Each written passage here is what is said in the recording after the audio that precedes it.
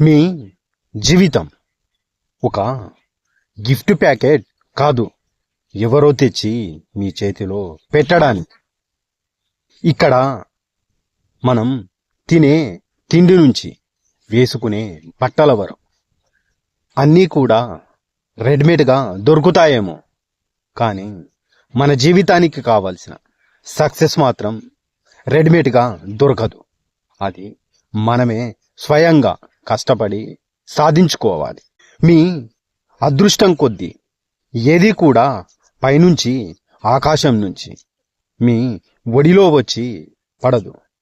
నీ ప్రతి కలని, నీ ప్రతి స్వప్నాన్ని నువ్వు నిజం చేసుకోవాలంటే, నీ గమ్యాన్ని నువ్వు చేరాలంటే నువ్వు కష్టపడి పని చేయాల్సిందే.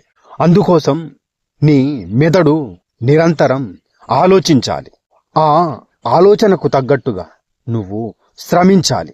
ఇక్కడ నీ కండరాల కష్టం కంటే కూడా నీ మెదడు చేసే ఆలోచనలకే పదునెక్కువ.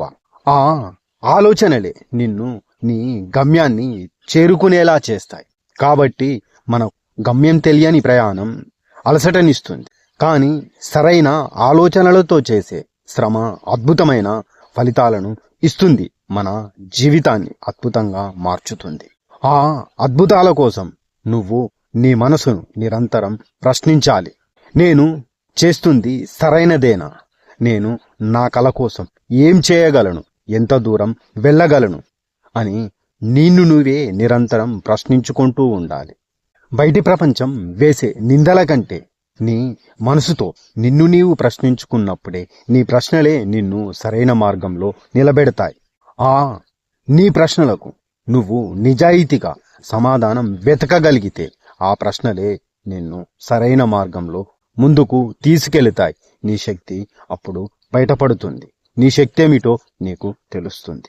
వీటన్నిటికంటే ముఖ్యంగా నీకు నమ్మకం ఉండాలి. నేను సామాన్యున్నే కావచ్చు, కానీ నేను అద్భుతాలను చేయగలను, నేను అసాధారణంగా ఆలోచించగలను అని నిన్ను నీవు నమ్మాలి. ఆ నీ నమ్మకమే నీ విజయానికి పునాది. గుర్తుంచుకో, నిన్ను నీవు నమ్ముతేనే ఈ ప్రపంచం నిన్ను నమ్ముతుంది. నువ్వు నీ లక్ష్యం చేరుకోవాలంటే నీ మెదడు ఆలోచించాలి, నీ మనసు ప్రశ్నించాలి, నువ్వు శ్రమించాలి. అంతేకాని నీ జీవితానికి కావలసిన ఏదీ కూడా రెడీమేడ్గా ఇక్కడ దొరకదు. అలా అని నీ జీవితం, నీ భవిష్యత్తు ఎక్కడో కూర్చొని దేవుడు రాసే స్క్రిప్ట్ కూడా కాదు. అది నీ నిర్ణయాలతో నువ్వు ప్రతిరోజు రాసే ఒక సినిమా స్క్రిప్టు లాంటిది.